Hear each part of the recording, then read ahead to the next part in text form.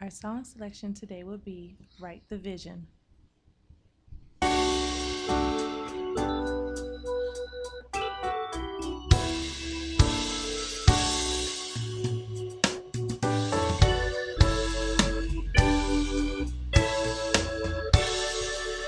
Write the vision, make it plain, that they may run and not faint. Though the vision is only for a while, it shall speak and not lie. For if God said it, you can count on it.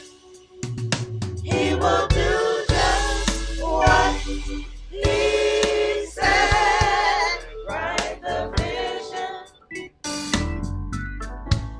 make it plain, that they may run and not faint.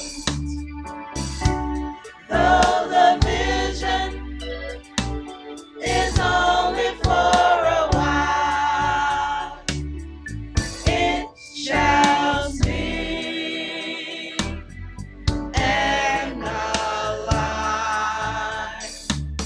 For if God said it, you can count on it. He will do just what He said. It is done. Yes, it is done. He will do just what He said.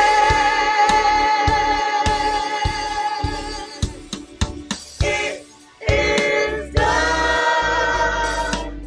Yes, it is done. He will do just what He said. He will do just what He will do just what He will do just what He said. Write the vision, make it plain, that they may run and not faint. Though the vision is only for a while, it shall speak and not lie. For if God said it, you can count on it.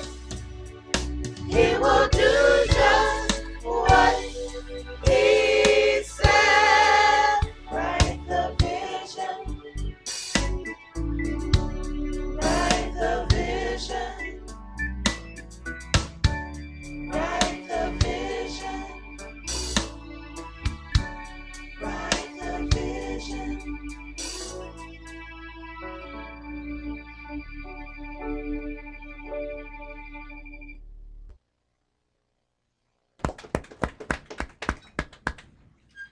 The oracles of the UCI, 1 Peter chapter 4, verses 7 through 11. But the end of all things is at hand. Be you therefore sober, and watch unto prayer. And above all things have fervent love among yourselves, for love shall cover the multitude of sins. Use hospitality one to another without grudging.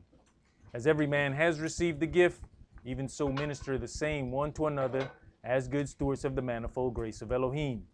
If any man speak, let him speak as the oracles of Elohim. If any man minister, let him do it as of the ability which Elohim gives, that Elohim in all things may be glorified through Yahshua the HaMashiach, to whom be praise and dominion forever and ever. Amen.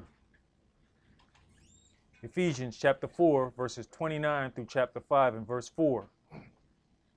Let no corrupt communication proceed out of your mouth, but that which is good to the use of edifying, that it may minister grace unto the hearers. And grieve not the Holy Spirit of Elohim, whereby you're sealed until the day of redemption. Let all bitterness and wrath and anger and clamor and evil speaking be put away from you with all malice. And be you kind one to another, tender-hearted, forgiving one another, even as Elohim for Yahshua's sake has forgiven you. Be you therefore followers of Elohim, as dear children, and walk in love, as the Mashiach also have loved us, and has given himself for us an offering and sacrifice to Elohim for a sweet-smelling savor. But fornication and all uncleanness or covetousness, let it not be once named among you as become saints. Neither filthiness, nor foolish talking, nor jesting, which are not convenient, but rather given of thanks. Ecclesiastes chapter 5, verses 1 and 2. Keep your foot when you go to the house of Elohim, and be more ready to hear than to give the sacrifice of fools, for they consider not that they do evil. Be not rash with your mouth, and let not your heart be hasty to utter anything before Elohim. For Elohim is in heaven, and you up on earth, therefore let your words be few. Exodus chapter 23, verses 20 and 21. Behold, I send an angel before you, to keep you in the way, and to bring you into the place which I have prepared. Beware of him and obey his voice. Provoke him not, for he will not pardon your transgressions, for my name is in him. Revelations chapter 3, verses 20 through 22. Behold, I stand at the door and knock. If any man hear my voice and open the door, I will come into him and will sup with him and he with me. To him that overcomes will I grant to sit with me in my throne, even as I have also overcame and am sat down with my Father in his throne. He that has an ear, let him hear what the Spirit says unto the churches. All right, Shabbat Shalom. Shabbat Shalom. Which is peace on Yahweh's holy Sabbath day. Welcome to another holy convocation that Yahweh has enjoined unto us here in Stone Mountain, Georgia. As we can see from the things that are going on, just bit by bit, we're getting closer to the redemption of the children of Israel and a all-out change in leadership here on the earth. But before those things take place, man is going to be pushed to the limit because no matter how long people have had to rule, they are not going to want to relinquish that power. So the heathen is going to fight to the death to maintain their rulership. Now it is written that the land shall return as the Garden of Eden when the true children of Israel return to the land. We also have to consider what will happen in our bodies as we return to the land from whence we came. The sun is the source of power for the entire planet, and specifically our own natural bodies. Not only have Yahweh's people come under attack by the inhabitants of the earth, but his creation, the earth, has also come under attack as well. For filthy lucre's sake, man has completely disregarded the natural order. The earth is preparing its revolt against man, and we all will have to take part in its fury against the oppression that it has been under. We're going to begin today's sermon in Genesis chapter 2.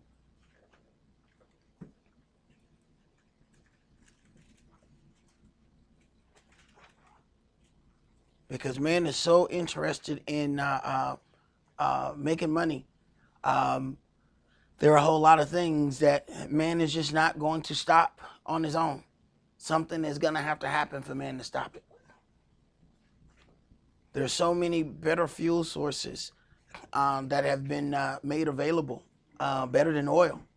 But something mysteriously happens to everybody who tries to present a change because it's going to mess up too many people's money. And either they will outright buy that design and just, put it on the shelf. If those people decide they're not going to sell it, then something will mysteriously happen to those people. And man has gotten away with this over and over and over. And it has worked until now. Yahweh is about to bring his desire upon the earth. Genesis chapter 2, and let's start at verse 1. Thus the heavens and the earth were finished, and all the host of them. And on the seventh day Elohim ended his work which he had made. And he rested on the seventh day from all his work which he had made. So at the point that Elohim has rested from all of the work that he has made, there is no separation of nations. There's no separation of any of that. If you are a being on the earth at this point, there should be a respect for Yahweh's Sabbath, regardless as to who you are. What you'll end up hearing, and especially as you read the literature put forth by the Catholic Church, that all of those things were Jewish in nature, and the Sabbath is only for Jews. And they specifically have written about it that they wanted to do the exact opposite. Even though they're taking this gospel, they're taking this understanding from the children of Israel, but they automatically even wrote down that they wanted to do the opposite of what the children of Israel were doing when it came down to certain things. So they were not bashful about the change that they made. And it's not very difficult to find the writings where they wrote those things down, because you have to consider at that particular time they were in power, and when people are in power, there's a whole lot of bold things that will be said, not ever thinking that sooner or later that may not be looked at the same way that it was when you wrote it down, and now those things are being read back, and they can't take them away. They're there. And it gives us a understanding of what their mindset was. So bottom line, if you're on the earth, there should be a respect for Yahweh's Sabbath. Go ahead. And Elohim blessed the seventh day and sanctified it, because that in it he had rested from all his work which Elohim created and made. Right. So the first thing that was blessed and sanctified was the Sabbath. The very first thing. There's no a lot of times we like to mention people. We'll go back to Abraham. We'll go back to all of these things. Before there's any of that, there is the Sabbath. It is blessed and sanctified. He is not given any order. He is not given any situation of you shall have a holy convocation. He is not given any of that. But he has automatically said that this day is different from all the other days. No matter what, this day is different. So Yahweh has made this point. He has made this point early. So this is something that the children of Israel often deal with, but the nations need to deal with this. Of course, when we enter into a covenant with Yahweh, then we're going to, in a more rigorous way, deal with these things. Let's go to Exodus chapter 20.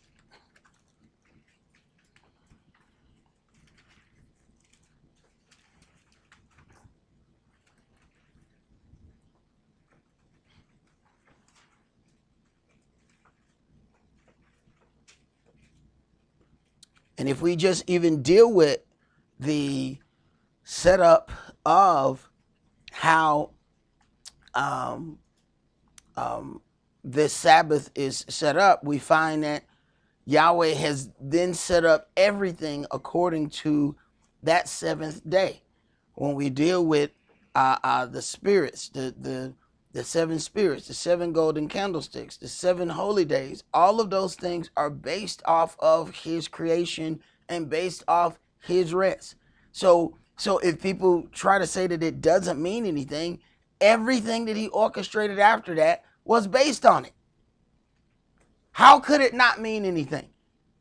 This is also a problem with some of those people who deal with the moving Sabbath, because what it does is it takes away the sanctification of the seventh day. Now they have Sabbaths that are different because they have days that they don't count and this and that. This was very easy.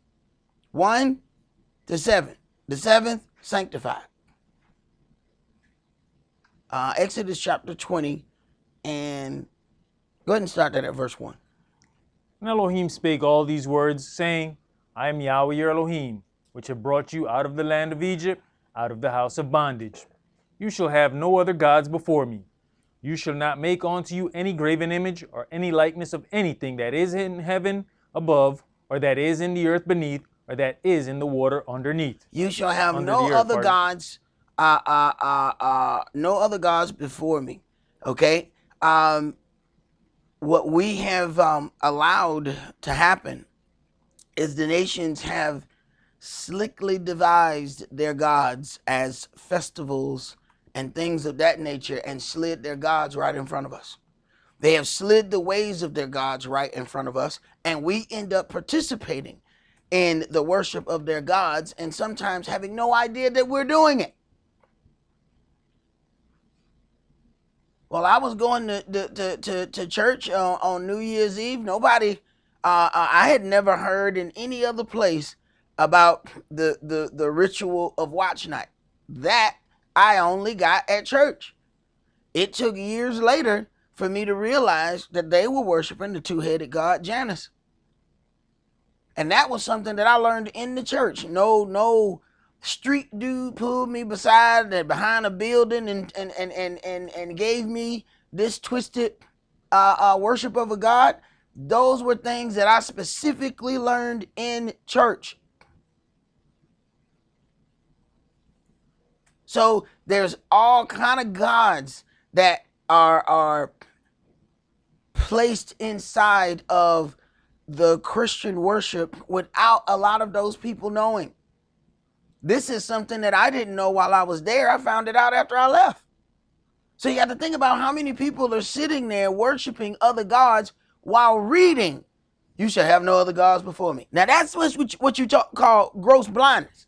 When somebody is saying something while they're actually doing the thing that they're saying. You should have no other gods before me. You pass that Christmas cake. What? And that's that thing, you know, because the adversary is so slick at what he does, we won't look at the thing in that way. So we're not aware that these are things that we're actually breaking. You can go into a Sunday keeping church and find the commandments posted on the wall. And it says, remember the Sabbath to keep it holy. And everybody walks by it while they gather on Sunday morning. And they're looking right at the picture. They're looking right at the plaque that says this big, nice plaque, some of them, standing right by the door. So you walk right by the rule that you're breaking.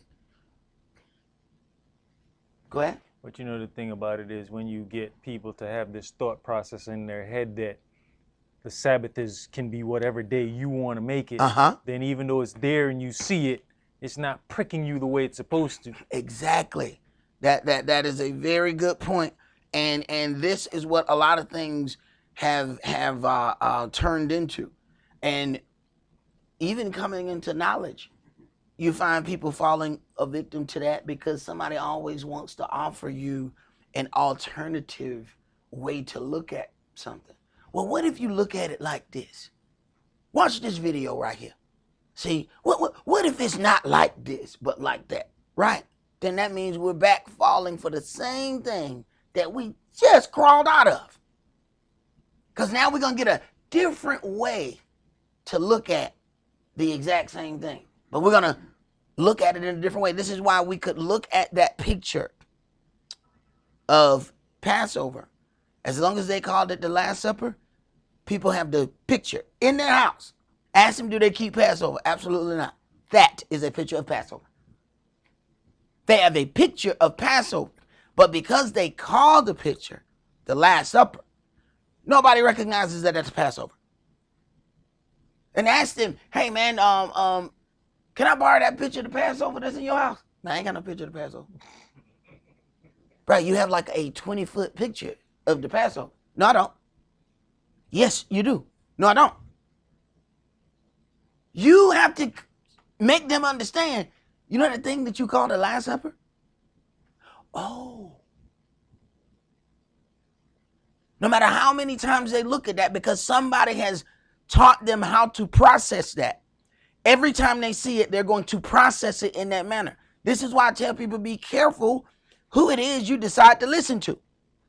Because you can have the truth right before you, but somebody else can reformulate that and have you look at it in a different way. Go ahead. Exodus chapter 20, verse 5. You shall not bow down yourselves to them, nor serve them. For I, Yahweh, your Elohim, am a jealous Elohim, visiting the lawlessness of the fathers upon the children unto the third and fourth generation of them that hate me. And people will not automatically come out of their mouths and say that they hate Yahweh. It is their actions that will show that they hate Yahweh. People are not bold enough to actually articulate with their mouths that they hate him. But when you look at their actions, you say, okay, that's a hater of Yah.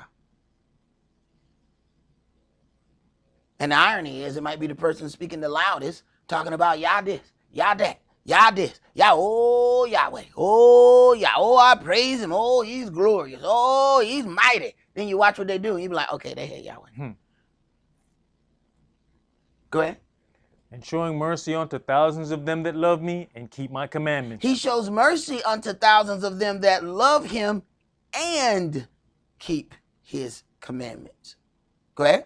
You shall not take the name of Yahweh your Elohim in vain, for Yahweh will not hold him guiltless that takes his name in vain. Right. And when we receive our baptism, we come into the glorious family of Israel and recognize that we are Israel, and then carry ourselves in a questionable manner. We have taken his name in vain. See, we have been taught that you would have to say a certain word in a certain way, and that's the only way that you could take his name in vain. Yahweh said, you have blasphemed my holy name, when these people said that they are the children of Israel. Do we even consider that? When we off doing something and somebody say, I thought you said you was Israel. You just blasphemed the holy name of Yahweh. Because Yahweh is the one that gave the holy name of Israel. That's a holy name. We're so busy fighting over, should we say Yah, Yahweh, Yahuwah, Yah this, and do not understand how you carry the name of Israel will get you in a point of blasphemy. Go ahead. Remember the Sabbath day to keep it holy. 6 days you shall labor and do all your work. But the seventh day is the Sabbath of Yahweh your Elohim.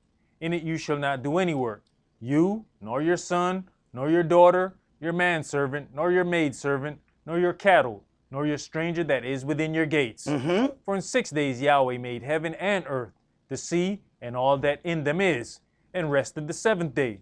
Wherefore Yahweh blessed the Sabbath day and hallowed it. Right. Before there was anything of Israel, he had already set forth that the Sabbath was blessed and sanctified. It was sanctified, a holy thing. It was separated from the other days. You had day 1, day 2, day 3, day 4, day 5, day 6, and the Sabbath.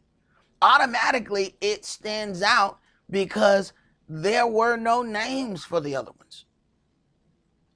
It is automatically separated from the other ones. So how does man slickly begin to put those on the same level? By then giving them all names.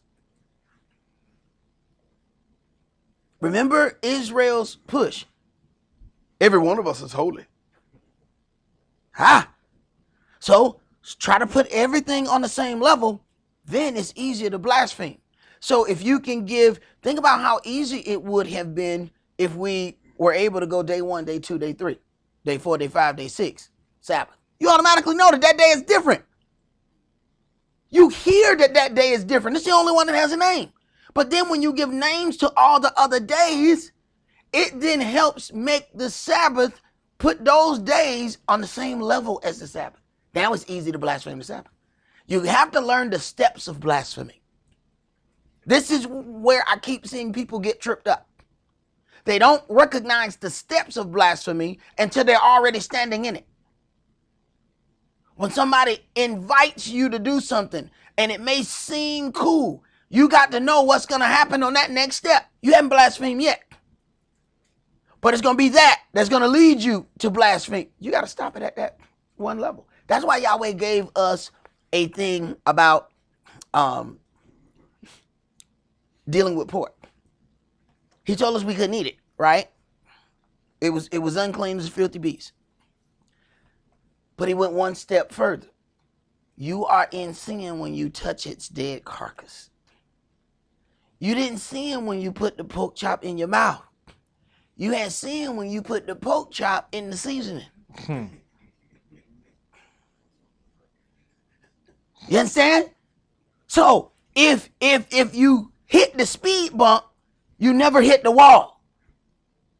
The speed bump was the preparation. It's dead carcass, and it's not like, the reason, not like a dead carcass, hey man, this thing is in the middle of the street and I can't pass by. We got to get this thing out the road. That's one thing. Cutting that thing open, preparing it to eat it, that's a whole nother purpose behind that. Now you already in sin. You ain't put a drop of pork in your mouth. You already in sin. So he gives us those steps so that we won't go that way. But then we have to remember to do that when it comes to other things and start seeing that that next step. Let's go to Exodus chapter 31. And as you guys know, like the first of the month, we always have the kids in with us. And there's some things that I want them to be solid on, and us as well. Because I don't know if y'all ever ran into like the children of one of them purple people. Hey man, they be wrong at the day is long, but they still be up in your face. I'm talking about knee high to a frog. Hey, you guess what, mister? Hey, mister, I don't see you when your friends are home. Hey, mister. They about this big. But they running right up in your face. Hey, man, they gonna come play with your kid. And they gonna be playing and slaying all at the same time. Dropping that little false doctrine. Exodus 31, and let's start that at verse 12.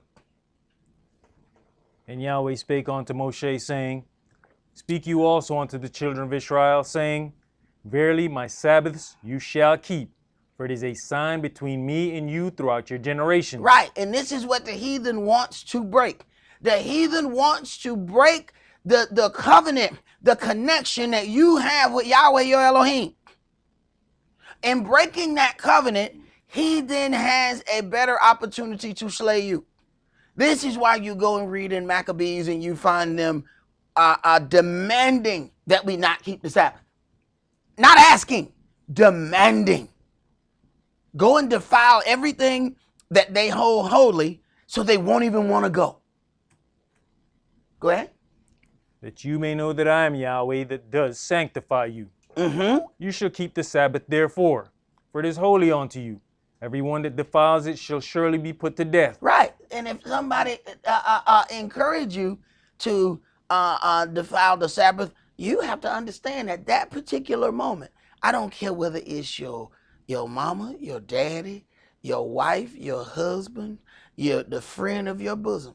At that point, they are your enemy. And they are an enemy of Yahweh. I don't care how nicely they have stated.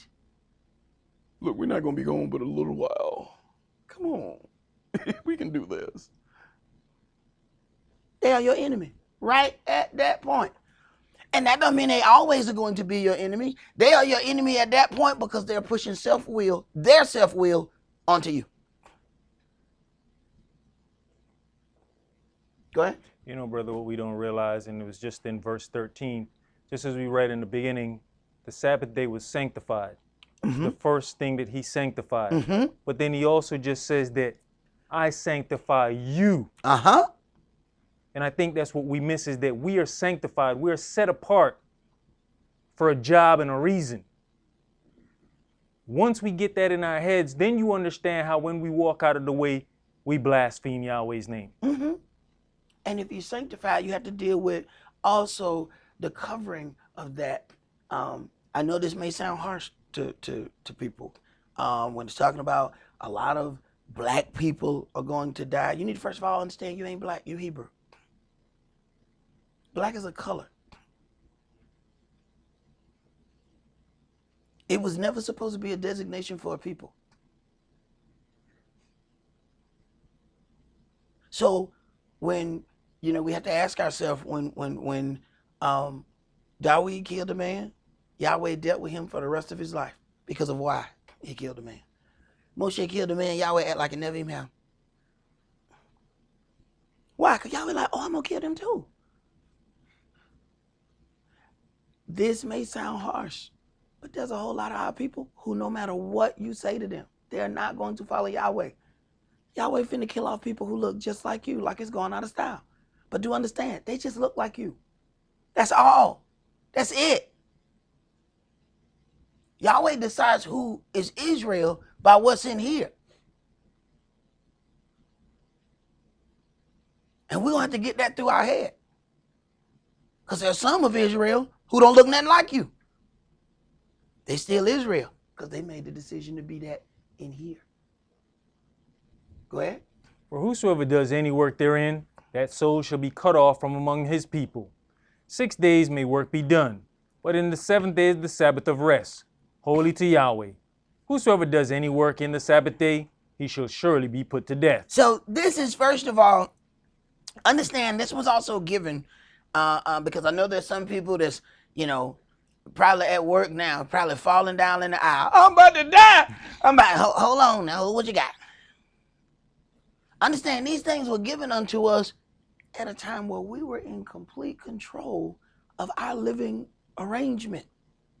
Okay? He's giving us a land and he's telling us this is the law that you need to observe in your land. Because we didn't do it, now we are under all of these things, and now sometimes we can't do all of this.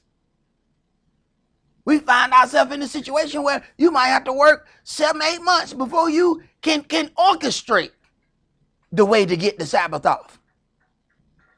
That's a part of our punishment. There was absolutely nothing holding us when these things were given unto us. That's the thing that our people don't see. Nothing. We were in control of our own destiny at this point. So all of the decisions to defile the Sabbath, those were things we made on our own. We decided to do that. Nobody made us do that.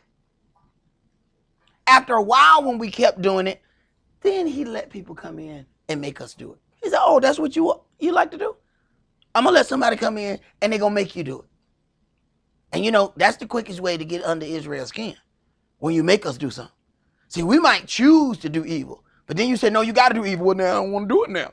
Because now you won't make me do it. I don't want to do it now. Right? No, you ain't got no choice. You don't play it around with it so long, I ain't going to let you do nothing else but evil.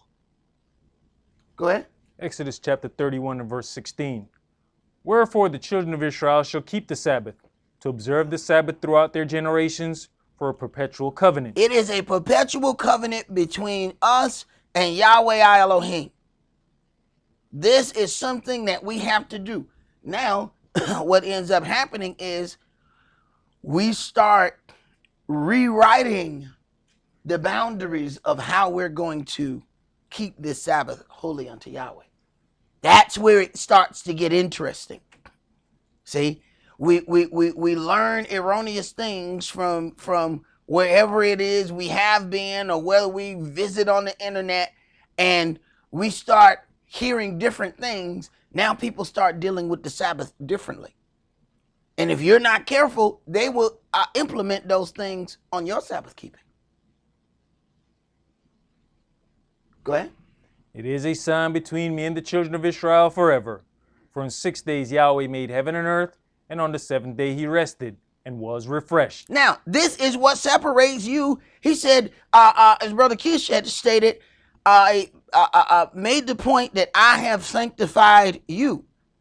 Well, if he sanctified the Sabbath, and you're the only one that's keeping the Sabbath, he has sanctified you. That automatically separates you from everybody else. And see, that's something that we have to consider. When we start hearing the numbers of people that dying and this happening and that happening, Yahweh said, oh, no, my people sanctified to different people. Those people just look like you. They're not you. Go ahead. And he gave unto Moshe, when he had made an end of communing with him upon Mount Sinai, 2 tables of testimony, table of stone, written with the finger of Elohim. Written with the finger of Elohim. Let's go to Acts chapter 13.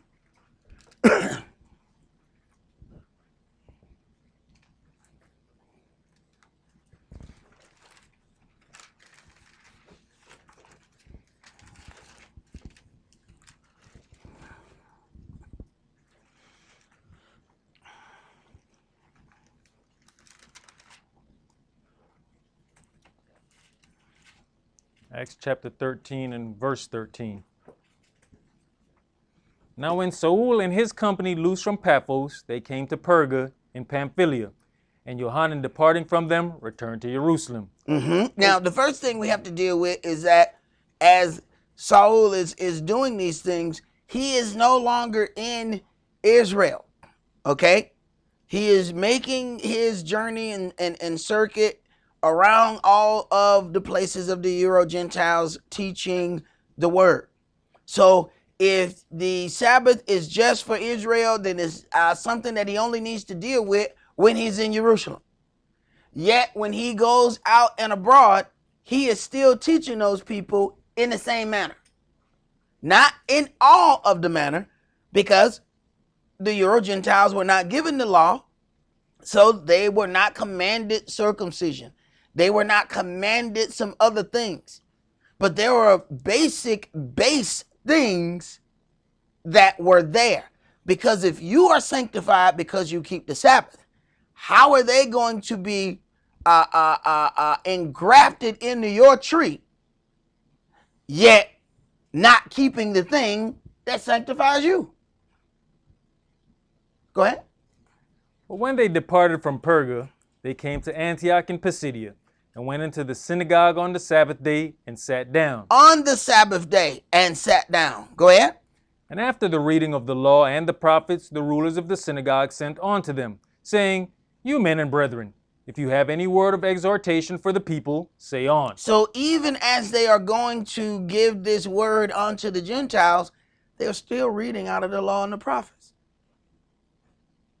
And people want to tell us otherwise, that the reading of the law and the prophets is not something that Gentiles ever dealt with. Not according to what we read. Go ahead.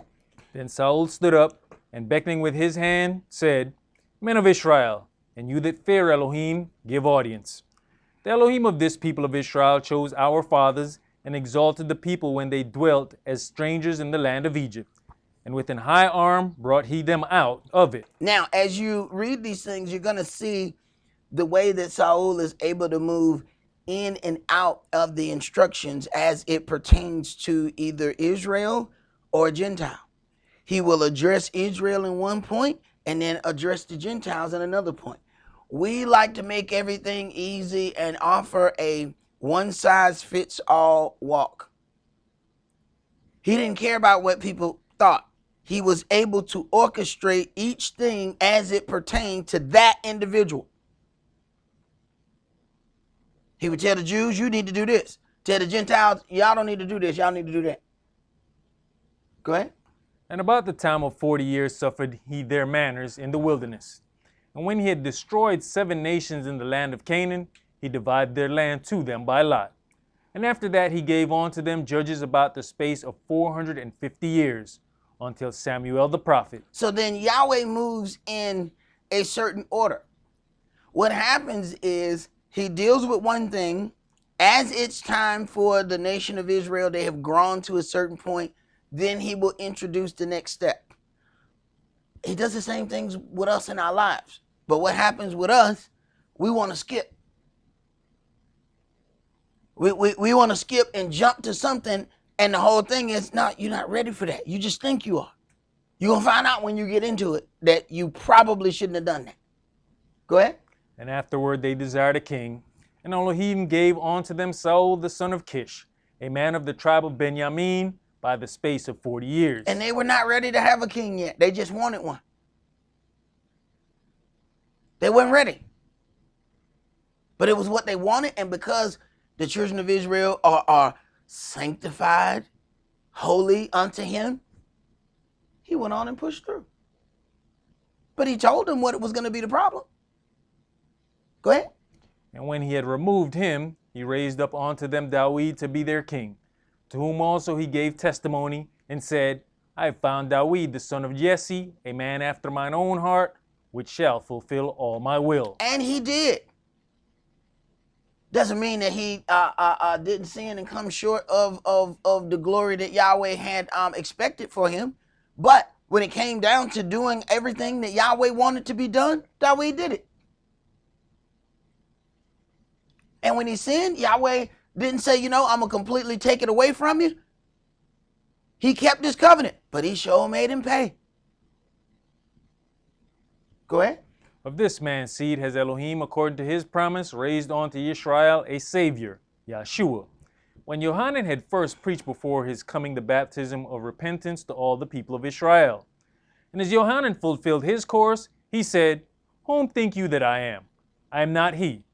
But behold, there comes one after me, whose shoes of his feet I am not worthy to loose. Men and brethren, children of the stock of Abraham, and whosoever among you fears Elohim, to you is the word of this salvation sent. For they that dwelt at Jerusalem and their rulers, because they knew him not, nor yet the voices of the prophets, which are read every Sabbath day. The voices of the prophets are read every Sabbath day. Go ahead. They have fulfilled them in condemning him.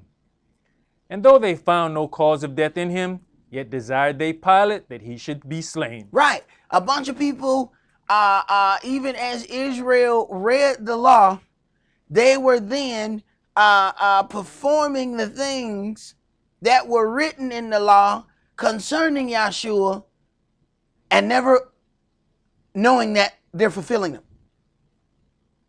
They got the book in their hand and are doing the things that are in the book against the Son of Elohim while not recognizing it. Go ahead. And when they had fulfilled all that was written of him, they took him down from the tree and laid him in a sepulchre. But Elohim raised him from the dead, and he was seen many days of them which came up with him from Galilee to Jerusalem, who are his witnesses unto the people. And the same thing that Yeshua suffered being hung on a tree is the same thing our people suffered in the various places where we have been scattered. Go ahead. And we declare unto you glad tidings, how that the promise which was made unto the fathers, Elohim has fulfilled the same unto us their children, in that he has raised up Yeshua again, as it is also written in the second Psalm, You are my son, this day have I begotten you. And just because they hang us a different way doesn't mean that it's something different. When they left those bodies sitting up there, the birds would come pick at their flesh the same way they would do when they left those slaves hanging on those branches. Go ahead.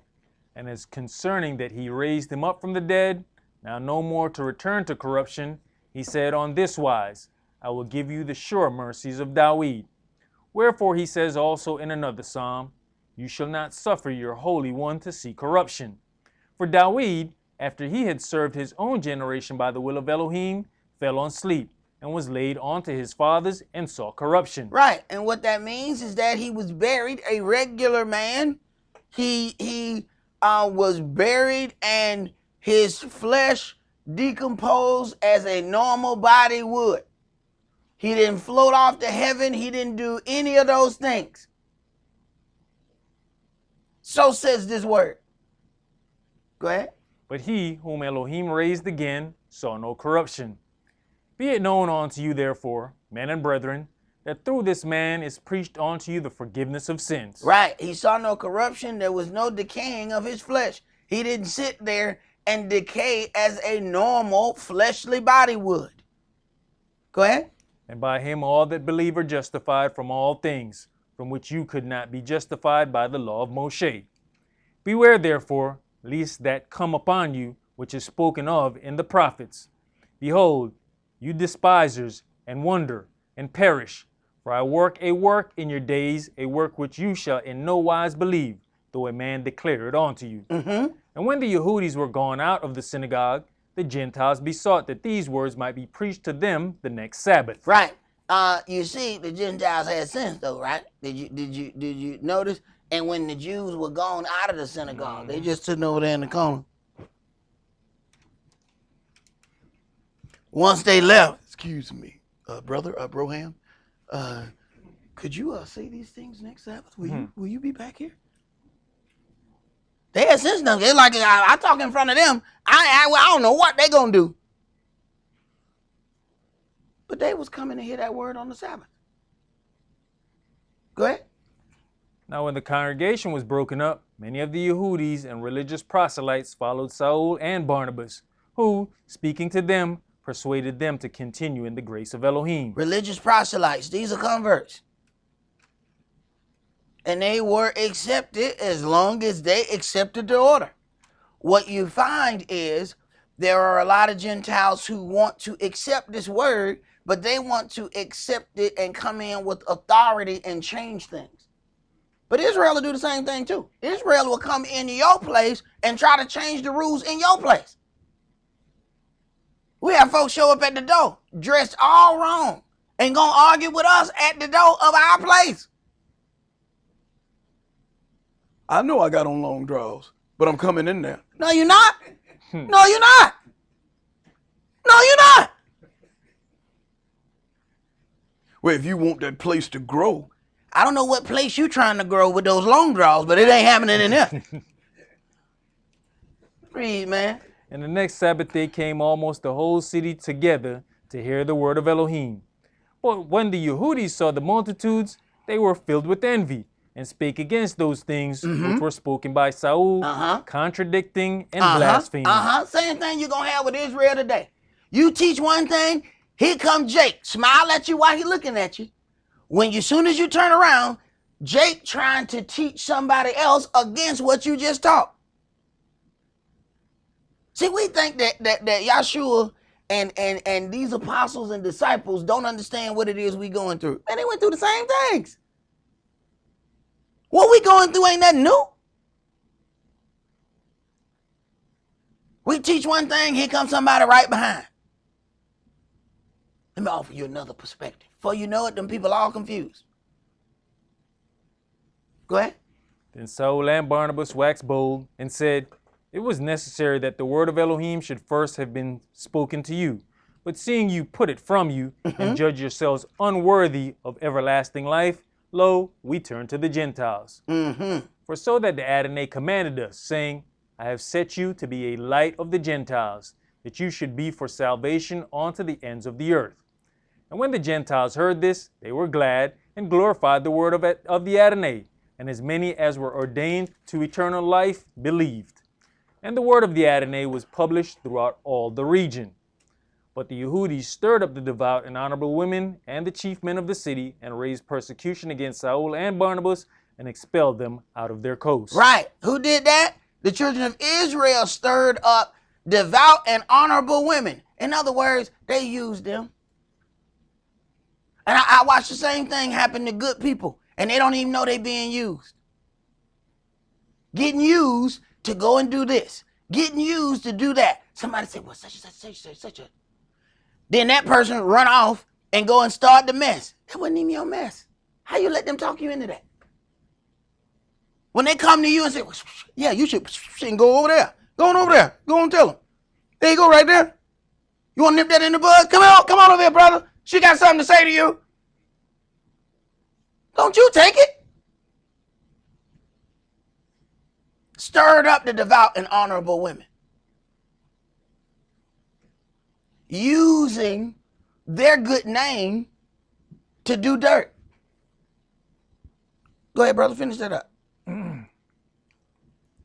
But they shook off the dust of their feet against them and came onto Iconium. And the disciples were filled with joy and with the Holy Spirit. All right. Read the information in that next graphic there, bro. In 321 AD, Emperor Constantine officially changed the day of worship from Saturday to Sunday. Mm-hmm. He previously ordered all his pagan subjects to convert to Christianity. So by changing the day of worship to the day they already worshiped, he ensured that the change would go without a hitch. Right. Now, these are a bunch of heathens. They worship a pantheon of gods. They have a god for everything. All right? I mean, they got a god for everything. They got Jeff, the god of biscuits. If they want to make good biscuits, they talk to you. Oh, Jeff.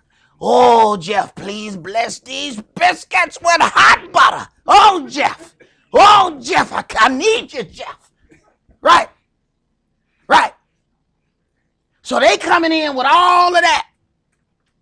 And now he orders them, let's deal with this new thing. What you think they did? All y'all gods, come over here. Don't forget Jeff. Because we need some good biscuits. Go ahead. This change was instituted by a Roman conqueror who had no official power as it pertains to the church. No official power whatsoever. That's like us letting Donald Trump tell us, y'all shouldn't celebrate Passover anymore. Would you listen to that? This same dude that think you should put bleach and spray Lysol in your mouth. Yeah, you gonna disinfect it. You're gonna disinfect. You're gonna disinfect everything. Won't nothing live because you won't be living. You will have killed the sickness because you will have killed yourself. Congratulations. Would you listen to that person if they told you to change the day that you worship on? We're talking about a stone cold killer right here, okay? When it says conqueror, they have killed many people. This is who we listen to for church worship things? Go ahead. His pagan countrymen worshipped the sun god Mithras. Mithras' worship day was the venerable of the sun. The venerable day of the sun, which is and was Sunday. So it wasn't just a change that they did for just some trivial reason. They already worshiped the sun god on Sunday. This is why you still have the Pope with his venerable day of the sun staff, and he has those statements. That's because of the sun god that they already worshiped. Go ahead. You know, before class started, myself and a couple of the brothers was talking about the same thing in the dining hall. And, you know, there's things right before us that we just don't look at it. We're talking about, it says Sunday worship, Sunday service, S-U-N, not S-O-N, but it never jumps out of us like, why does this say sun, like the sun up in the sky? We just never have looked at just those 3 letters. But blindness. But brother, as it is stated, if you want to hide something, especially from our people, put it in the book. So this stuff is right in front of us. And, you know, so if it's Sunday worship, oh, it's the day that you worship the sun. Hey, and if you go down in South America, they do it the right way. See, we would have real problems worshiping the sun right. Because those people in South America, when they worship the sun, they get up 5 o'clock in the morning. Wait, when the sun comes up, they're already bowed down. They have to be there to pay their respects to the sun as it comes up. Then they can go back if they want to, or if they have to, and go back to go to sleep. But they all outside when the sun comes up. Black people couldn't even worship the sun like that. Because we ain't going to get up right. Sun going to be mad at us. I told you to worship me. Why are you still in the bed? I'm so sorry, son. I had a long night. I'm sorry. We're going to have some issues. See, we're going to worship the sun at 11 a.m. You know what I'm saying? But I can't worship you at 5. That just is not going to work. Me and you, we don't have that kind of relationship. Right. Go ahead, bro. There's increased talk claiming that no one can accurately tell when the Sabbath really was. All right. So now let's go through these graphics. We're in graphic number 9. And let's read the things here. There are certain words. Sometimes you'll see some words, and you know the ending may be different, but you need to understand that it's the same word. So in this graphic, this is coming from Genesis chapter 1 and verse 5. Read that, brother. And Elohim called the light day, and the darkness he called night, and the evening and the morning were the first day. The evening and the morning, not the morning and the evening. The evening and the morning. So then it began in darkness. We're talking about sundown. This is when the day begins. And then to make sure, we're going to look up this word evening. Read that. From H6153, Hereb. From H6150, dusk. A day, even, evening tide, night. So even when we see this word even, but then in parentheses, we see ing, evening, there as well. So then we need to see, because in this writing, it says, and the evening and the morning. So then let's read another one. Let's go to the next graphic so we can see that even, that was H6153. So then as we read then in the next graphic, Deuteronomy 16 and verse 6, read that. But at the place which Yahweh Elohim shall choose to place his name in, there you shall sacrifice the Passover at even. At even. Now, at even, when we look up what that word is, how about it's the exact same word that was in Genesis 1 and verse 5. H6153, even dusk.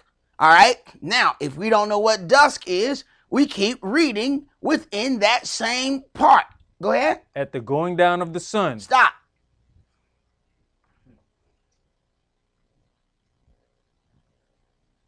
So if you don't even understand what the word is or what it means, he tells you at the going down of the sun. This is the beginning of your day. This is when we are to keep those holy days. These are the times that we're supposed to deal with those things.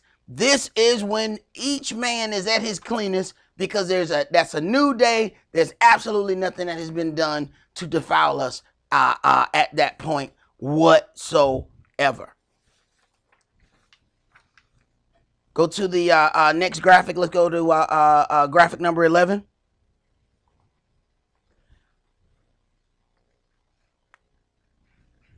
Yohanan chapter 19 and verse 31. The Yehudis, therefore, because it was the preparation that the bodies should not remain upon the cross on the Sabbath day, for that Sabbath day was an high day, besought Pilate that their legs might be broken and that they might be taken away. Now, the whole purpose of trying to break the legs is they wanted to accelerate the death because it was this preparation day, and we know the preparation day is the day before the Sabbath. So they wanted to accelerate these things because, hey, we about to have our holy Sabbath. These men cannot be hanging up here. It's going to be a problem. You're going to defile our days. We need you to get them down. So then we understand this thing about the preparation day. All right. This is the day that Yahweh says, okay, this is the time that we should be preparing as much as we can here, living in captivity, doing as much as we can to prepare for our Sabbath, so that we're not doing all of those things on our Sabbath. Sometimes we don't realize that we need gas until we crank the car up. We're on our way there. You didn't realize you needed gas yesterday?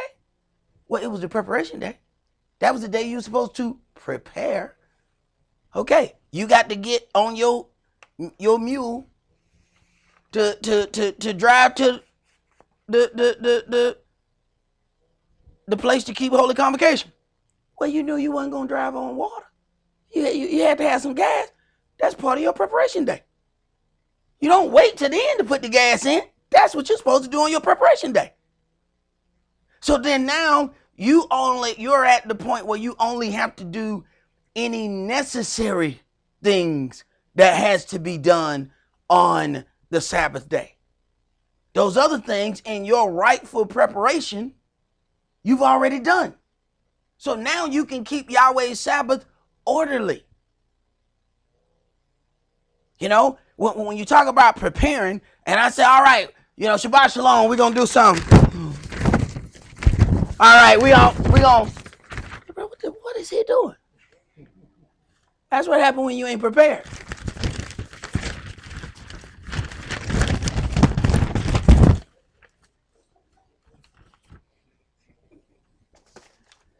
Read, man. Matthew chapter 28 and verse 1.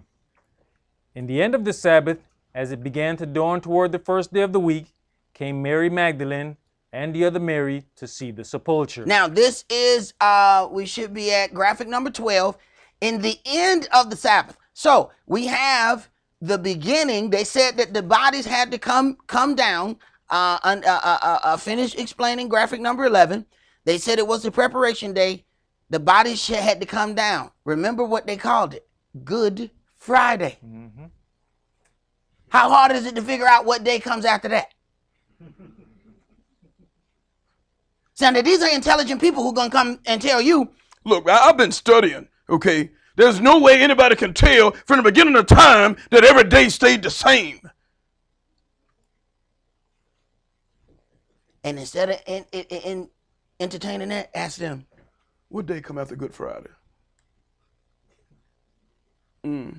Right. That's going to take care of that business. Go ahead. That was it. That was it right there. So then in graphic 12, in the end of the Sabbath, as it began to dawn toward the first of the week. So when the Sabbath is over, it's the first day of the week. What's the first day of the week? Sunday. Mm-hmm. So we can tell where Good Friday is, and we can tell where Sunday is. So we know where the Sabbath is. So when those things are then presented to us, we can eat that up in the New Testament. You do understand if you go to any of the things in the Old Testament, they can automatically turn their, they have been taught. Remember I tell you, be careful how you hear what you hear. They have been taught to turn. Oh, he finna go in there. Oh, wake me up when you're done. I'm not even hearing that. Unless you're going to talk about prosperity and tithing, I don't want to hear nothing out of that Old Testament. Done deal. They have been taught that. So you have to be able to deal with that from the New Testament. And it's not a whole lot of running around that you got to do it. Let's go to Leviticus chapter 25. But when we deal with the plagues that are upon the earth, you have to start understanding why Yahweh has to allow these things to happen. Yahweh has given us an order here. Man has decided that they're going to do their own thing. How is he not going to punish the earth? Yet we listening to televangelists saying God ain't mad with you. Of course he is. Why would he not be? Look at what's happening. Why would he be happy about that? Leviticus chapter 25, and let's read verses 1 through 7.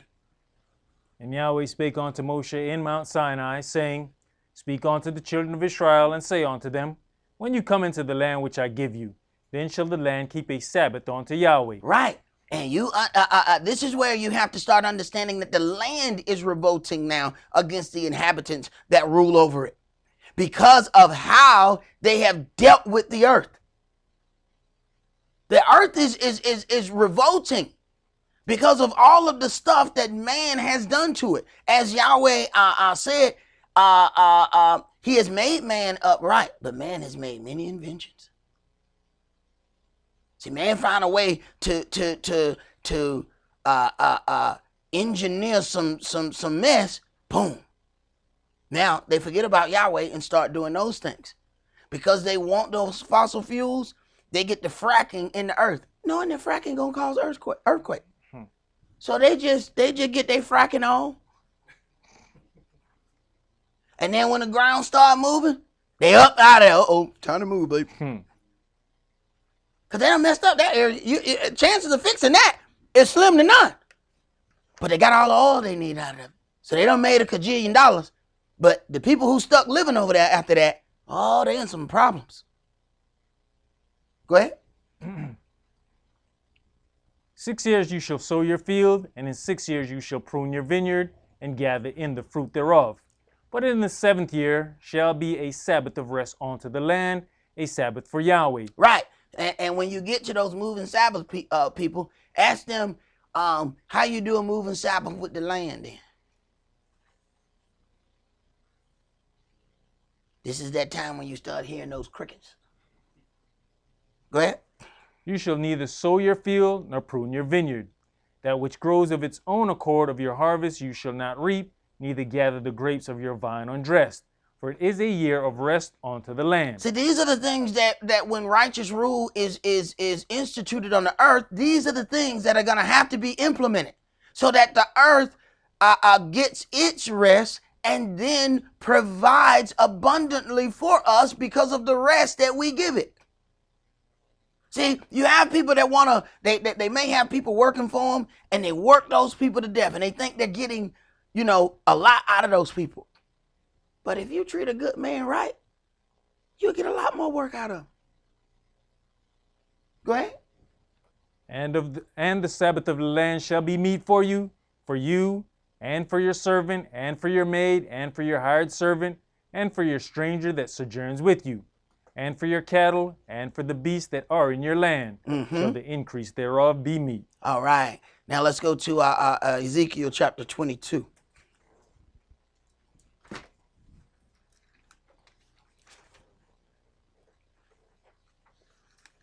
See, it's important that we understand those things so that we understand what is going to be expected of us.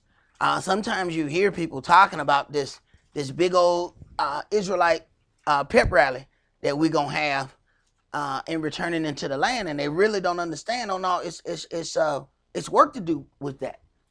There's things that's going to have to be set up, and there's other things that's going to have to be knocked down.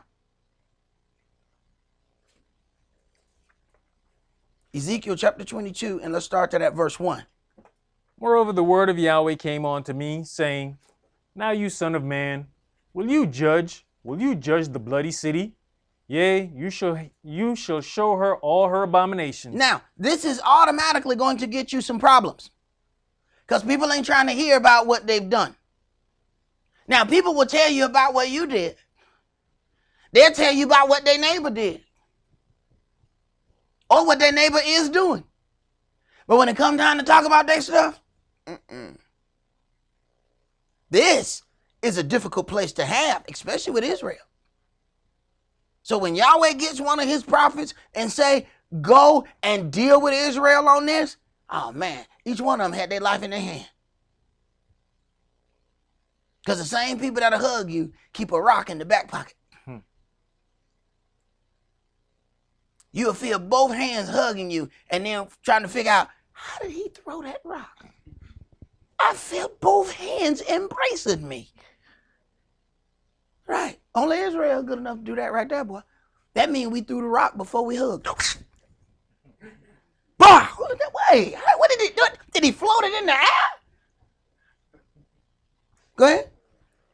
Then say you, thus says the Adonai, the city sheds blood in the midst of it, that her time may come, and maketh idols against herself to defile herself.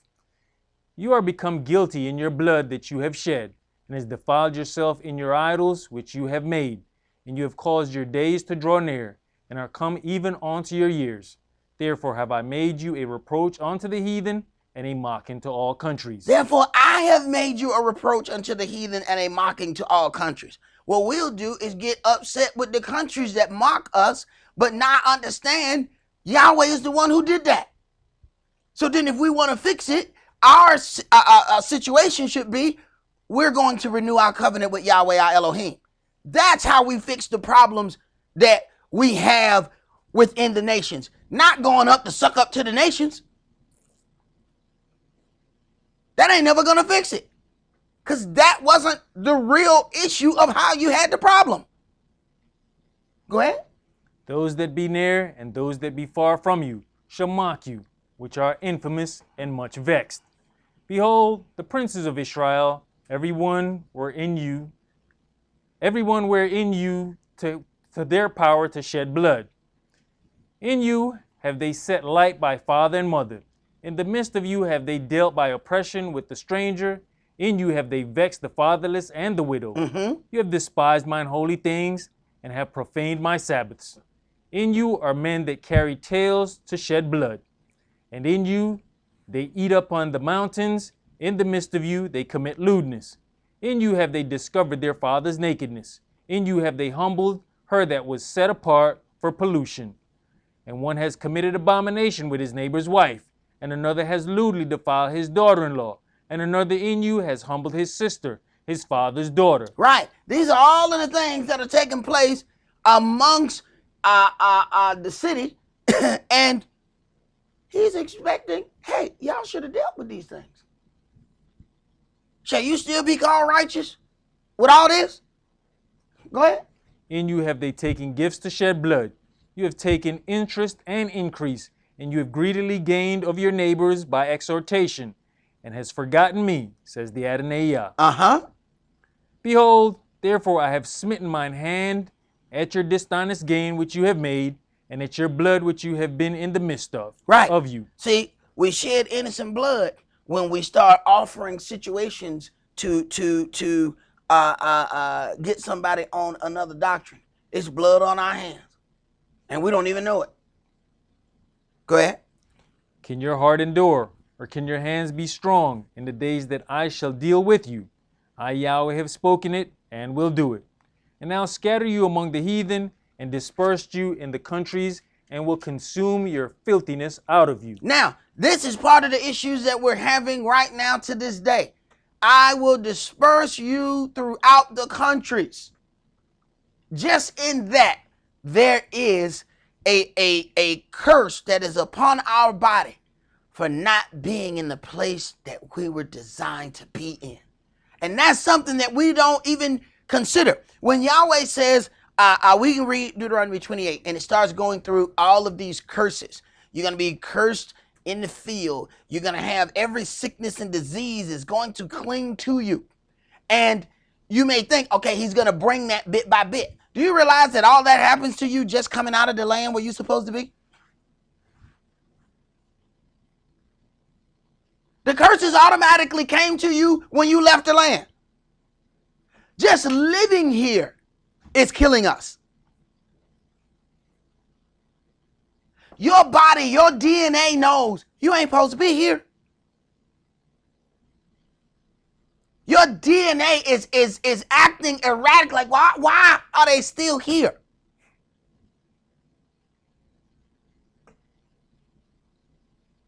Go ahead. And you shall take your inheritance in yourself in the sight of the heathen, and you shall know that I am Yahweh. And the word of Yahweh came unto me, saying, Son of man, the house of Israel is to me, the son of man, the house of Israel is to me become dross.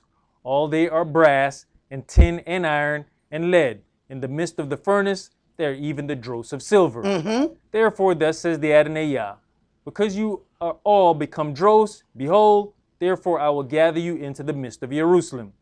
As they gather silver, and brass, and iron, and lead, and tin into the midst of the furnace, to blow the fire upon it, to melt it, so will I gather you in mine anger and in my fury, and I'll leave you there, and melt you. Yea, I will gather you, and blow upon you in the fire of my anger, and you shall be melted in the midst thereof. As silver is melted in the midst of the furnace, so shall you be melted in the midst thereof. And you shall know that I, Yahweh, have poured out my fury upon you. Right, and this is not supposed to be. Even when Yahweh gives the fire upon us, it was to purify us. But when Israel has allowed all of those things, see, we'll set forth some rules. Then you have, just like Yahweh, he set forth rules in his house. Here we go. Well, you know, you don't have to really follow that. Right. Then you let all of that blood be shed in the land. Go ahead. And the word of Yahweh came unto me, saying, Son of man, say unto her, You are the land that is not cleansed, nor rained upon in the day of indignation. There is a conspiracy of her prophets in the midst thereof, like a roaring lion ravening the prey. They have devoured souls, they have taken the treasure and precious things, they have made her many widows in the midst thereof. Her priests have violated my law, and have profaned mine holy things. They have put no difference between the holy and profane. Stop. Her priests have violated my law and have profaned my holy things. That's something that who's ever in charge of the gathering is supposed to make sure. You can't sit right there. You need to sit right here. Oh, no, you can't come in like that. But see, people don't want to do that. People don't want to do that. But somebody is going to have to take responsibility for how things run. And they can't worry about if people going to like them or not. So this is something that men of the house have to decide. Whether you're going to be liked by your children or you're going to be respected by your children. There are some people that want to be their children's friend. No, we friends. We keep everything open. I want to let them talk about their problem. You can talk about it after I tell you what the hell to do. Because if Yahweh come in here and start slinging that sword, guess who he coming for first? It's his up. Come outside. Yahweh, I ain't do it. Ain't you in charge? Well, shut up then. You did it. Come on. Come on out here. No, it's me. He coming for first. He said, because you let all this happen in here. You let it happen. So me and you, we going to have our conversation. Yeah, I'm going to talk to her when I get in there. But I want to talk to you out here. Yeah, man to man, come on out here in this grass. Let me rough you up a little bit. So when you go back in there and your shirt all messed up, baby, what happened? Yahweh met me outside.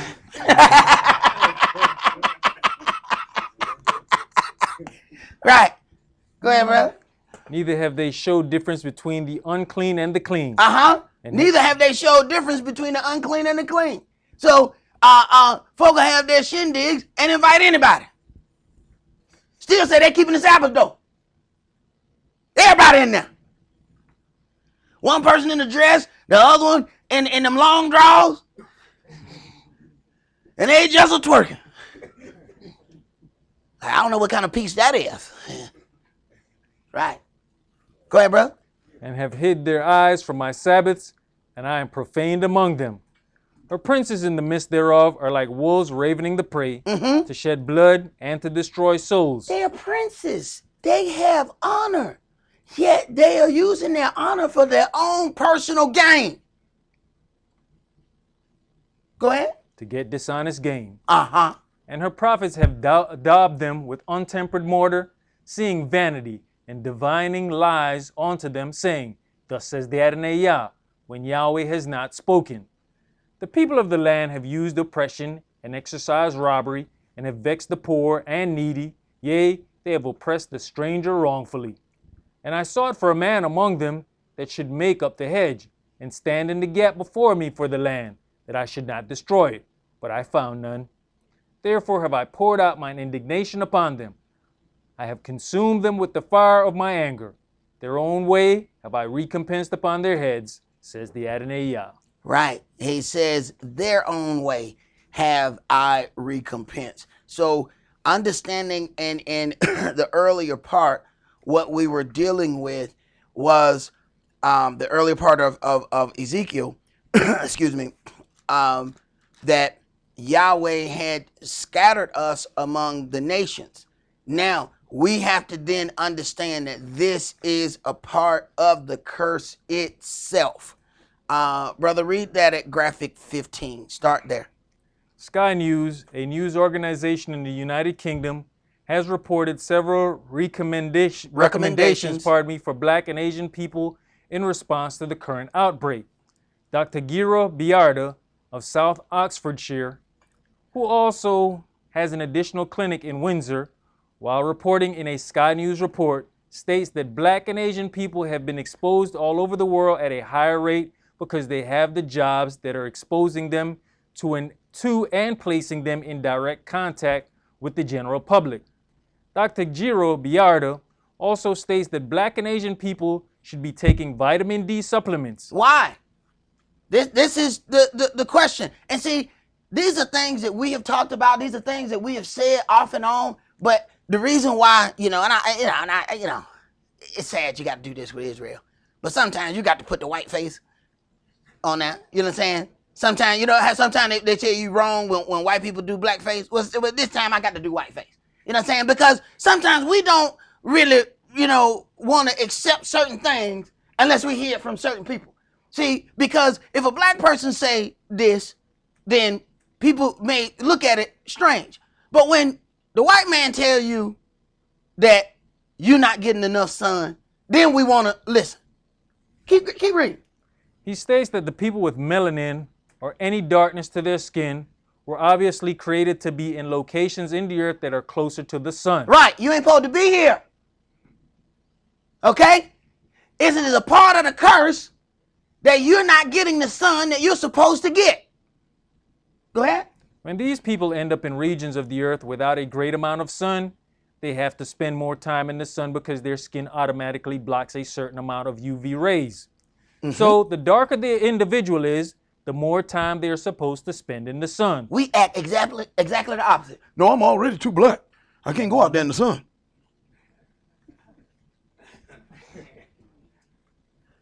You black because you supposed to be in the sun. You're supposed to spend more time in it because the darkness of your skin is blocking the sun. So it is expected that you're supposed to be out there more. But we say, I'm going to get blacker.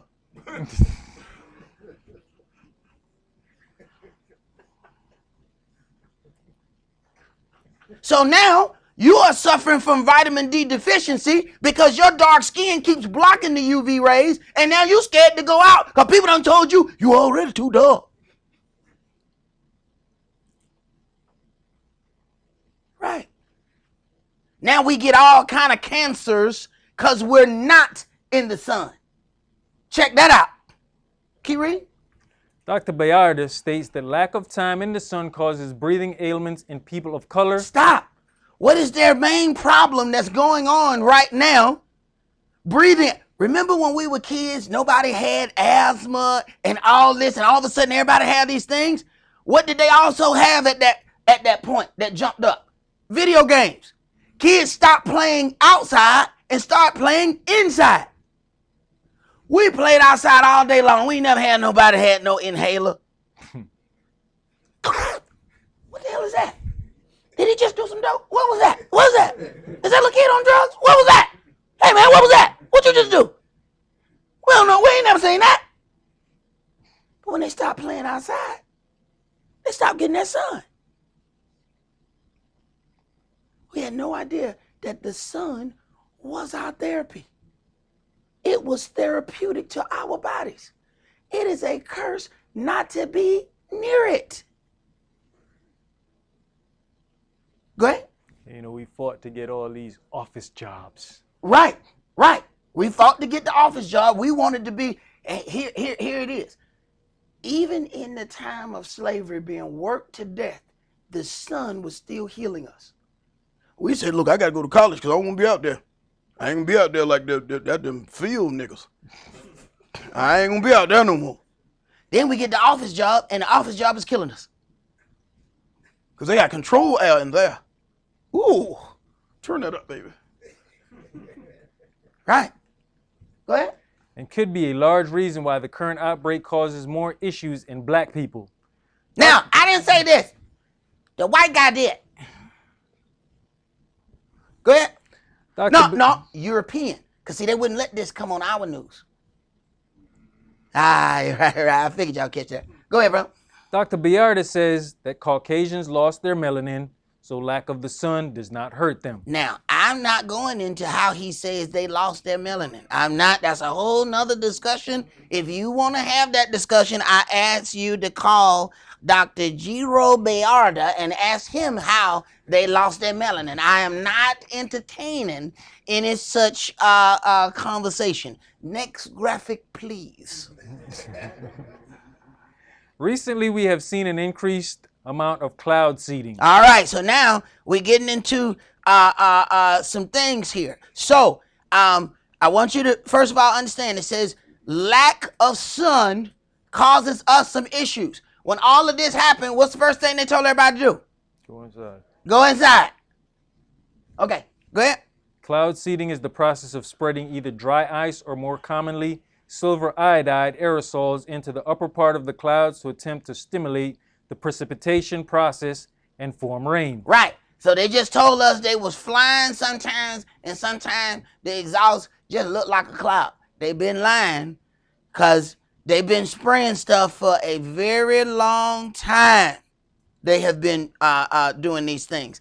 Now, this picture at the top is, of course, them with their machines. But as you see those two pictures at the bottom, those are pictures that I took. Can you see the difference between the sky on the left side of that graphic and on the right? Now, both of the ones at the bottom are just in a different place, but on the same day.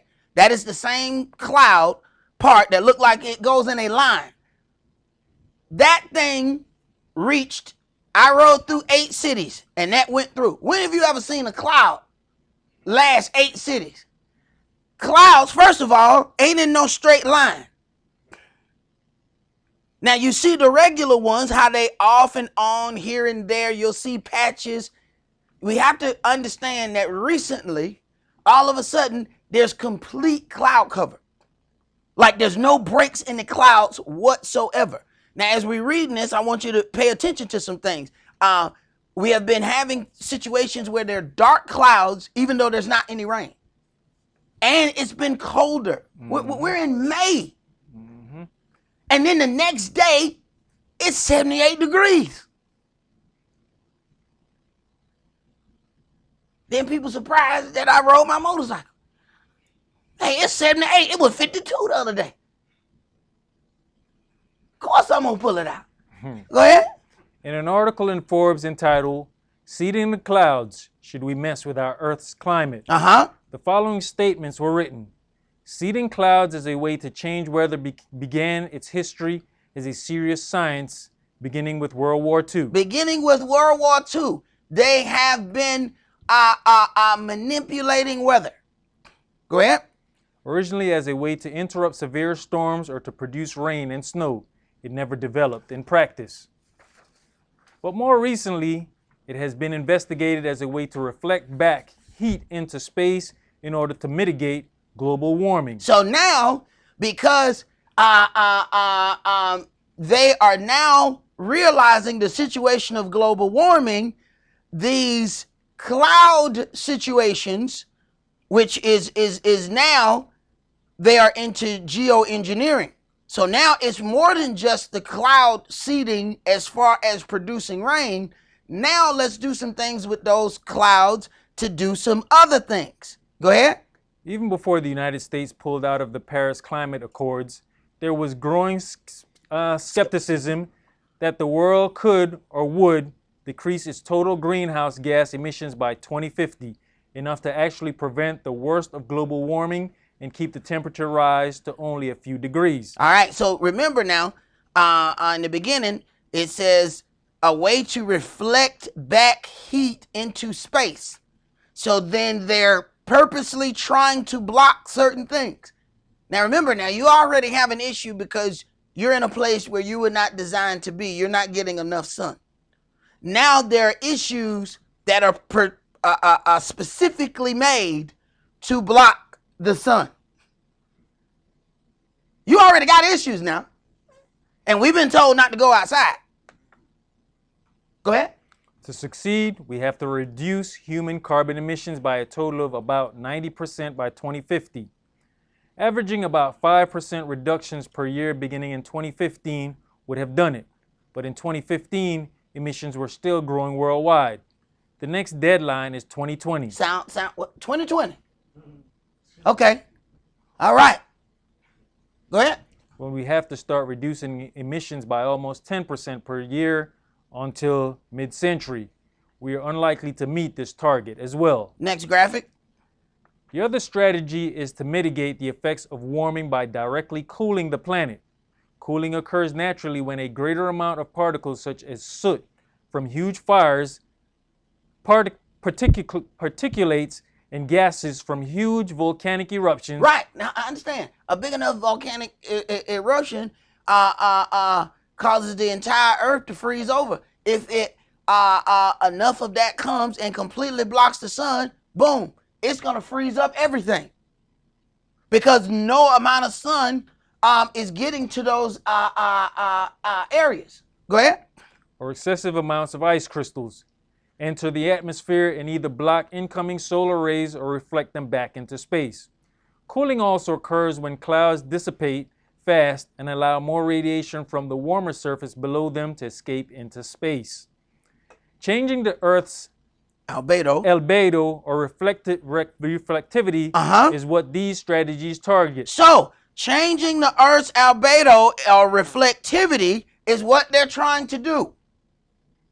Go ahead. Darker albedos capture and hold heat. Right. Now, remember how I said if you start looking up at the clouds, you'll find all of these strange looking clouds and you'll find one just dark for no reason. Another one is not. These things contain things in them to purposely block the sun. Because they're trying to reflect it back. Because see, now they're trying to fix all the damage that they have done trying to get more and more money.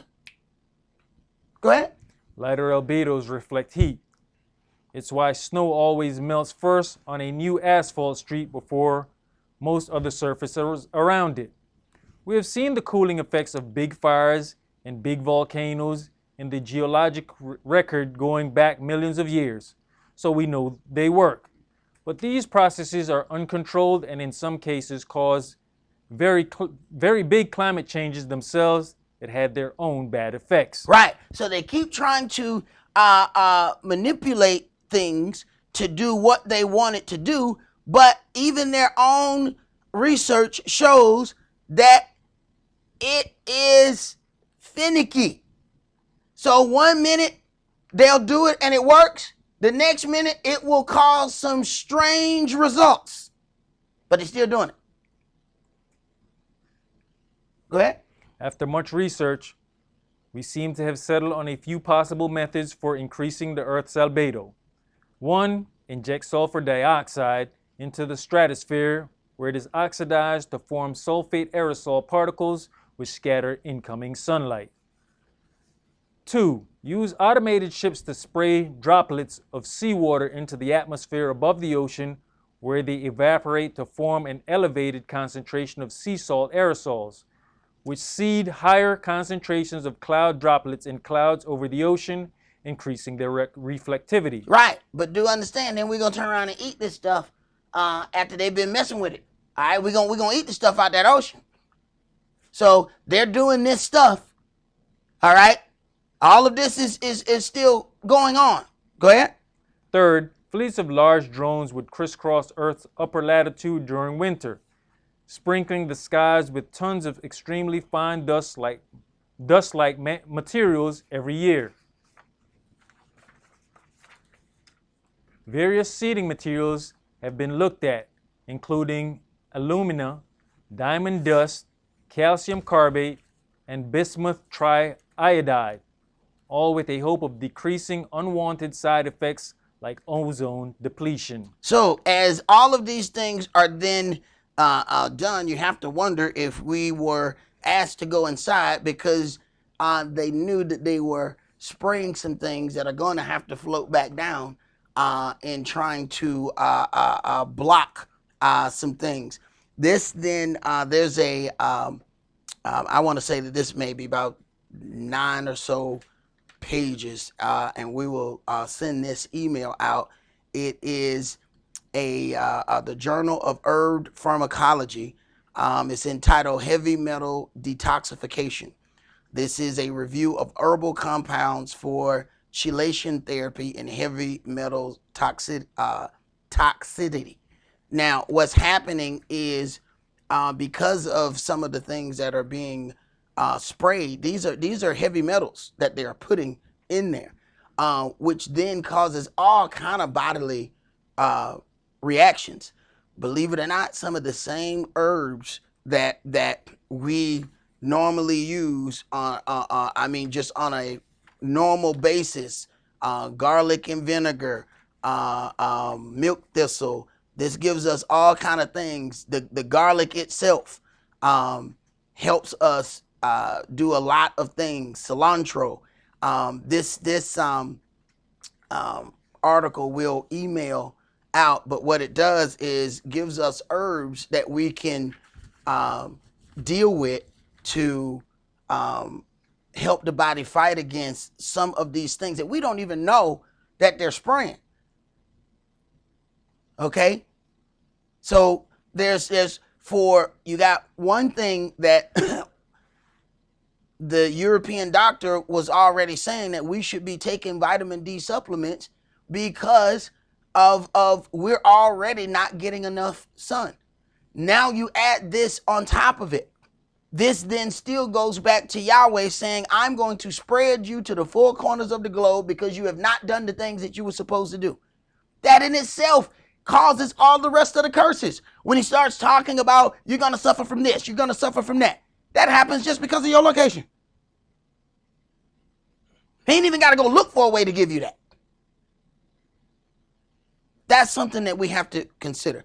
Go ahead, brother. You know, everybody started wearing masks because of this virus. And what we just read here with the things going on in the atmosphere, I've been saying, man, we should be wearing masks every time we go outside. It's interesting, brother, because they're not going to be open about what all of the things are being done. We already know that. But just as when there was a problem with the water, Yahweh showed Moshe a tree, and he put that tree in the water, and it turned the water sweet. Most of the times, instead of going and dealing with all of this strange pharmakia that they got going on, we have a way to deal with those things, but we have really lost a lot of those herbal remedies that we once had before. Some of these things that they're doing, even talking about creating a way to cure this, is trying to take somebody else's blood and put, hey man, I don't want somebody else's blood in me. I like Eliel, but I don't want his blood. For I know it, I'm saying, I'm at home to my babes. Wait a minute, did I do that? They say, I'm talking like Eliel. Hey, where's Caitlin? You know what I'm saying? What the hell going on here? No, bro, I don't want that. And that's somebody I know. What happened? I get somebody's blood I don't know. I might be doing all kind of strange stuff I don't know nothing about.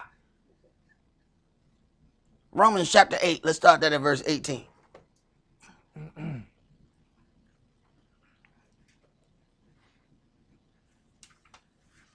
I wonder, have you guys heard about this? That in the last 6 weeks, there have been 1,600 earthquakes in Utah and Idaho. It's been 50 in the past week and a half.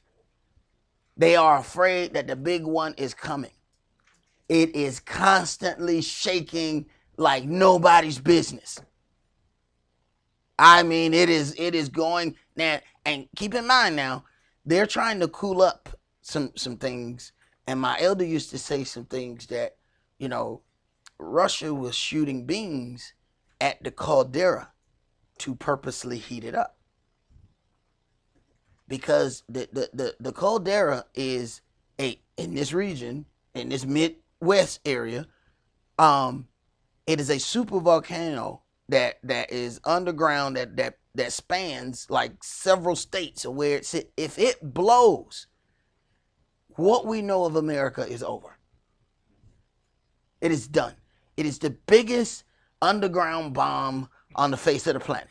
Okay? So if they're going to shoot at something, ain't no need even trying to shoot at the airplanes that's shooting at them. They're going to tell them, don't worry about nothing. Shoot that. Don't shoot at that. Let them shoot you. Shoot that. If that blows, it is going to divide this place in half. 1,600 earthquakes.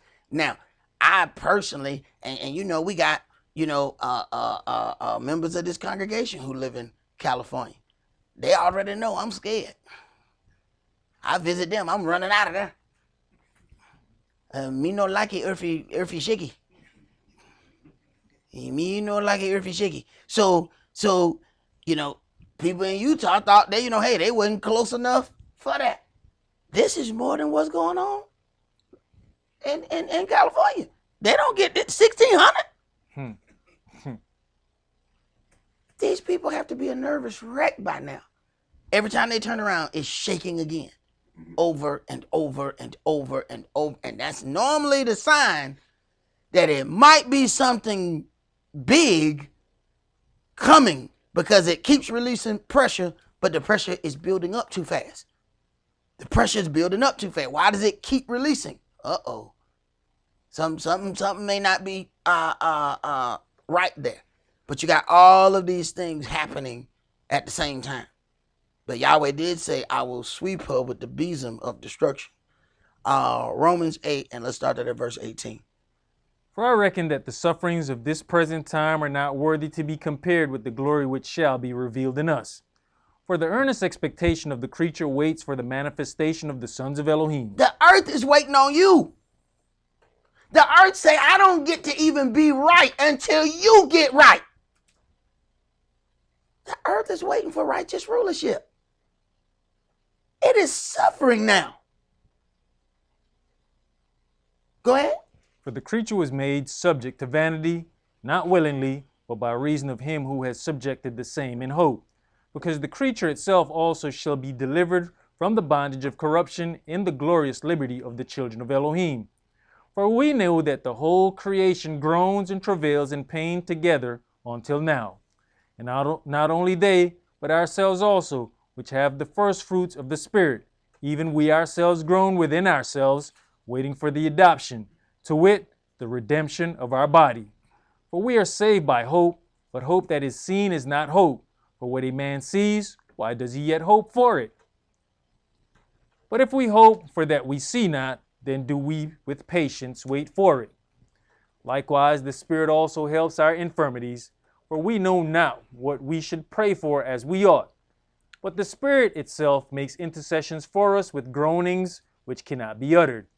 And he that searches the hearts knows what is the mind of the Spirit, because he makes intercession for the saints according to the will of Elohim. He makes intercession for the saints according to the will of Elohim, understanding what is needful in that situation.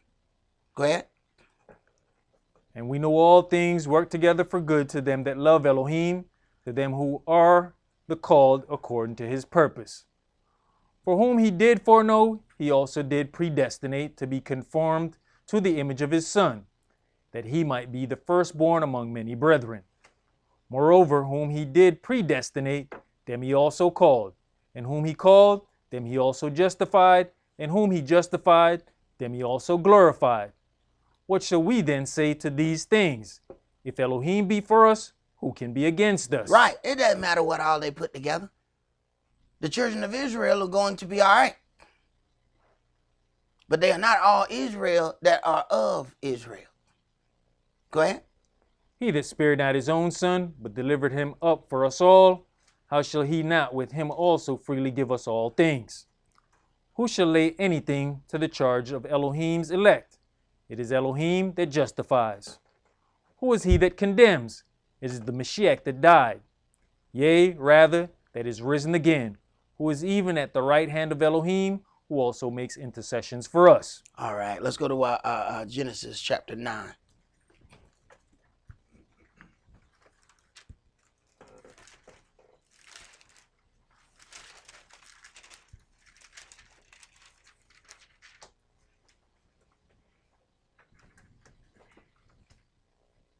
Genesis chapter 9, And let's read verses 1 through 17. And Elohim blessed Noah and his sons, and said unto them, Be fruitful and multiply and replenish the earth. And the fear of you and the dread of you shall be upon every beast of the earth, and upon every fowl of the air, upon all that moves upon the earth, and upon all the fishes of the sea. Into your hand are they delivered. Every moving thing that lives shall be meat for you, even as the green herb have I given you all things. But flesh with the life thereof, which is the blood thereof, shall you not eat. And surely your blood of your lives will I require. At the hand of every beast will I require it, and at the hand of man. At the hand of every man's brother will I require the life of man. Whoso shed man's blood, by man shall his blood be shed. For in the image of Elohim made he man. And you, be you fruitful and multiply. Bring forth abundantly in the earth and multiply therein. And Elohim spake unto Noah and to his sons with him, saying, And I, behold, I establish my covenant with you, and with your seed after you, and with every living creature that is with you, of the fowl, of the cattle, and of every beast of the earth with you, from all that go out of the ark to every beast of the earth. And I will establish my covenant with you, neither shall all flesh be cut off any more by the waters of a flood, neither shall there any more be a flood to destroy the earth. And Elohim said, This is the token of the covenant which I make between me and you and every living creature that is with you for perpetual generations. I do set my bow in the cloud, and it shall be for a token of a covenant between me and the earth. And it shall come to pass, when I bring a cloud over the earth, that the bow shall be seen in the cloud.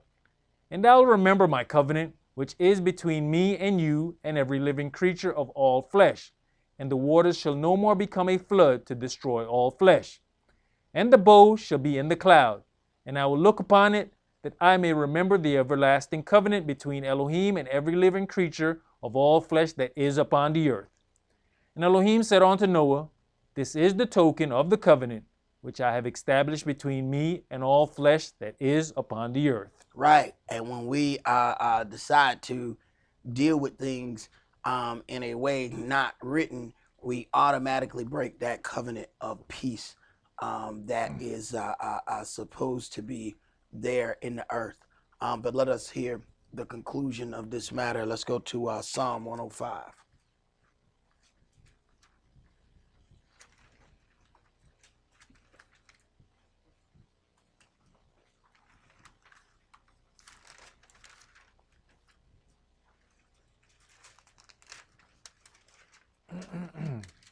Psalm 105, and we're going to start that at verse 1.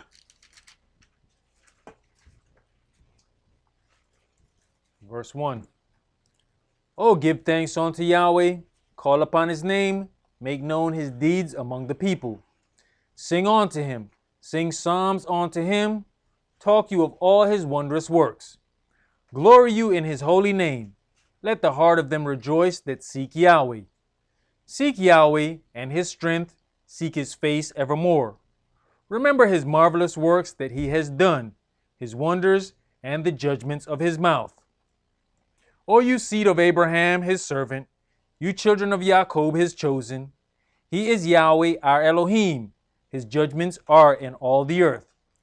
He has remembered his covenant forever, the word which he commanded to 1,000 generations, which covenant he made with Abraham and his oath unto Esaac, and confirmed the same unto Jacob for a law, and to Israel for an everlasting covenant, saying, Unto you will I give the land of Canaan, the lot of your inheritance.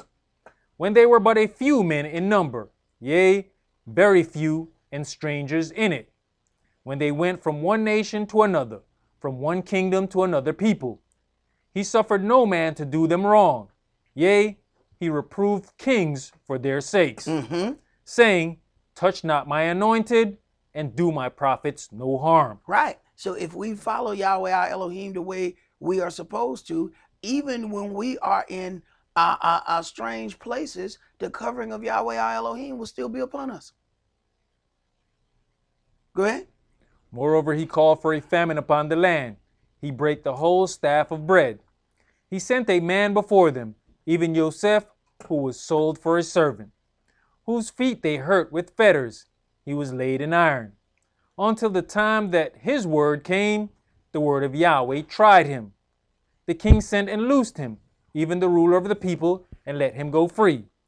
He made him master of his house and ruler of all his substance, to bind his princes at his pleasure and teach his senators wisdom. Yisrael also came into Egypt, and Jacob sojourned in the land of Ham. Jacob sojourned in the land of Ham. That's African. People want to tell you that Israel never had any black people in it. It was Africans that was in it before it was Israel's land. So you got to be able to pick out a lie when you hear it. Go ahead. And he increased his people greatly and made them stronger than their enemies. He turned their heart to hate his people, deal subtly with his servants. He sent Moshe his servant and Aaron, whom he had chosen. They showed his signs among them and wonders in the land of Ham. He sent darkness and made it dark, and they rebelled not against his word. He turned their waters into blood and slew their fish. Their land brought forth frogs in abundance in the chambers of their kings. He spake, and there came divers sorts of flies and lice in all their coasts. He gave them hail for rain and flaming fire in their land. He smote their vines also and their fig trees, and brake the trees of their coasts. He spake, and the locusts came, and caterpillars, and that without number, and did eat up all the herbs in their land, and devoured the fruit of their ground. He smote also all the firstborn in their land, the chief of all their strength. He brought them forth also with silver and gold, and there was not one feeble person among their tribes. Consider that. Not one feeble person among their tribes. You're talking about even going through all of those things. Our natural strength is still within all of us coming out of this, captivity. Go ahead. Egypt was glad when they departed, for the fear of them fell upon them. He spread a cloud for a covering, and fire to give light in the night. The people asked, and he brought quails, and satisfied them with the bread of heaven. He opened the rock, and the waters gushed out. They ran in the dry places like a river. For he remembered his holy promise, and Abraham his servant. He brought forth his people with joy, and his chosen with gladness, and gave them the lands of the heathen, and they inherited the labor of the people, that they might observe his statutes and keep his laws. Hallelujah. Hallelujah. And if we didn't get anything else out of today's sermon, you know how a lot of times they ask people, well, what was the sermon about today? Vitamin D. Everybody should be going and getting some vitamin D. You have to consider something. If we are here in this land and the land is killing us, understand that the opposite is true. Do you know that in Israel, they have the highest rate of melanoma, which is skin cancer? So they are where they're not supposed to be, and it's killing them. We are where we're not supposed to be, and it's killing us. We need to go ahead and switch. They need to get the hell out of there, and we need to get the hell out of here. And everybody be all right. That's all we're going to do for today. Shabbat shalom. Shabbat shalom.